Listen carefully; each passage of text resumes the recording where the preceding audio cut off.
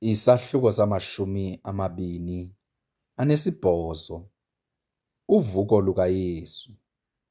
Ke kaloku ekupheleni kweSabatha, ekuseni, ngolokuqala usuku lweveki, kweza uMariya waseMagadala nomnye uMariya beza kulikhangela ingcwaba.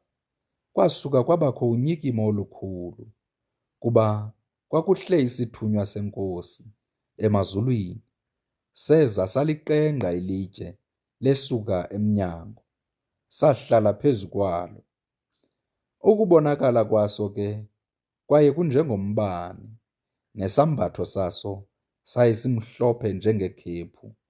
Ngokoyika sona ke bangcangcazela abalindi, baba njengabafileyo. Saphendula ke isithunywa, sathi kubafazi abo, "Musani ukoyika nina, kuba ndiyazi ukuba nifuna uYesu, lowo ubebethelelwe emnqamlezweni. Akakho apha, kuba uvukile, njengoko watshoyo. Yizani niyibone indawo apho ibilele khona iNkosi. Yiyani ngokukhawuleza nibaxelele abafundi bakhe ukuthi uvukile kwabafileyo. Niyabona, uyanandulela ukuya kwelaseGalili, nombona khona apho. Yabonani, ndinixelele." Bephume kamsinya engcwabeni, benokoyika nokuvuya okukhulu, bagidima baya kubabikela abafundi bakhe. Ke kaloku xa baya kubabikela abafundi bakhe, wathi thu uYesu wabahlangabeza esithi, "Vuyani." Beza ke bambamba ngeenyawo baqubula kuye, aze athi uYesu kubo, "Musani ukoyika. Yiyani kubatyela abazalwane bam ukuba baye eGalili, bondibona khona apho." Ibali lobuxoki elalisasazwa phakathi kwamaYuda. Bakubona ukuba bayaya ke, kwesuka kwafika abathile babalindi kuwo umzi, bababikela ababingeleli abakhulu zonke izinto ezenzekileyo.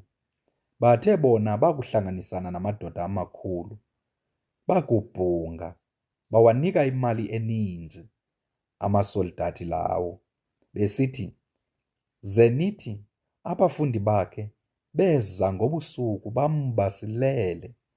Nokuba ithe yavakala le nto kwirhuluneli, thina soyithomalalisa. Senze ningabi naxhala nina."